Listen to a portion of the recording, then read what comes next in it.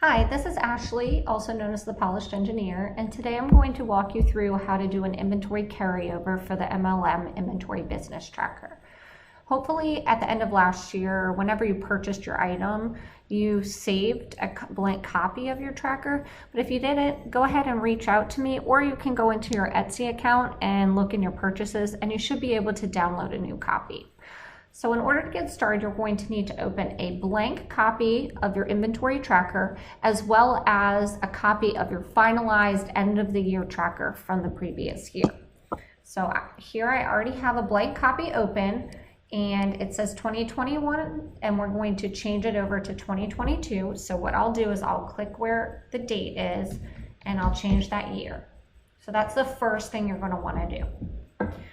From there, you're going to come over here to your product list, and you need to paste in your product list so that you have all of the products you need in order for you to start your tracker. So we'll go over here to the previous year's product list and the previous year tracker.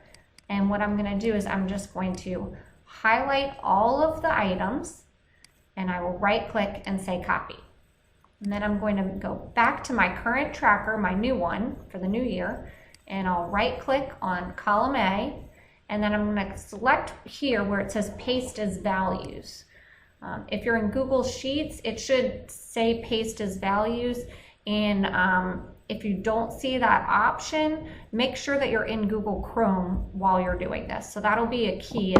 You may not see that option if you're not in Google Chrome, so just make sure that's where you're working. But you want to make sure while you're doing this process of the carryover that everything is paste as values.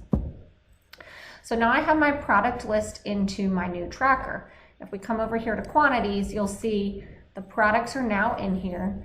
But of course, I have nothing available. So now the question is, how do I get those products into my tracker?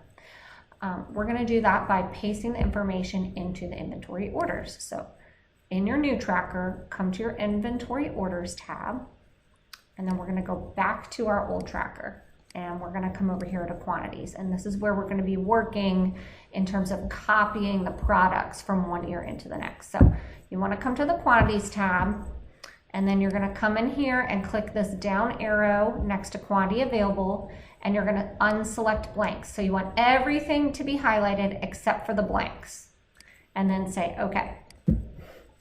After you do that, you're going to come in here to the product name, and you're going to select all the items that show up, and then you'll right click and say copy. Then go to your new tracker, and again under inventory orders, under the product name, click on this first row, and then you're going to right click and say paste values. So now we have all the products in here. Now you're going to go back to your old tracker. Under this column C and column D where it says cost of goods and quantity available, you're going to highlight both of those columns. And then you're going to right click and you're going to say copy. And then you go back to your new tracker. And now here where it says actual price paid and the quantity ordered, you're going to click on that first cell. You're going to right click, and again you're going to say paste values. And then one last step, you're going to highlight just all of the quantity ordered, right click, copy, and then under received, right click and values. And then I'm just going to come over here and type in 2021 carryover. I'll copy this and I'll paste it. That way I know where it came from. And then what I'm going to do to check and make sure that everything's in there correctly, I'm going to come over here to the P&L summary.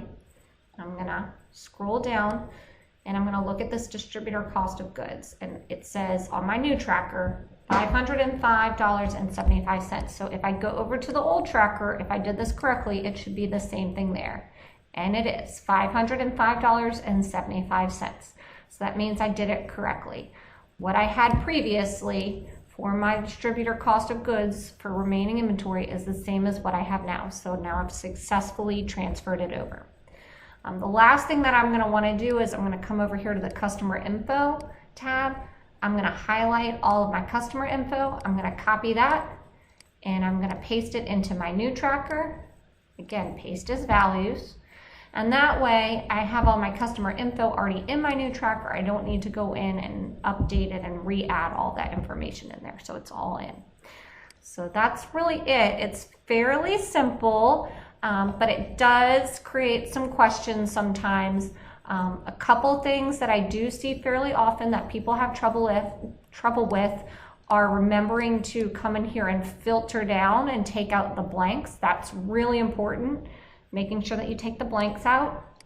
And then another thing that I see is that sometimes when you're working in Google Sheets specifically, it will, if there's like a 0 here in the actual price paid, it'll just show up kind of as like a dash. It'll look like that. And then I get an error here. If that is the case, if that happens, you just need to come in here and change that to a 0, and it'll get rid of that value. So those are just 2 quick tips of things that I see happen fairly often. But that's pretty much it. If you have any questions, again, always feel free to reach out to me and I'll be happy to answer. Thanks so much.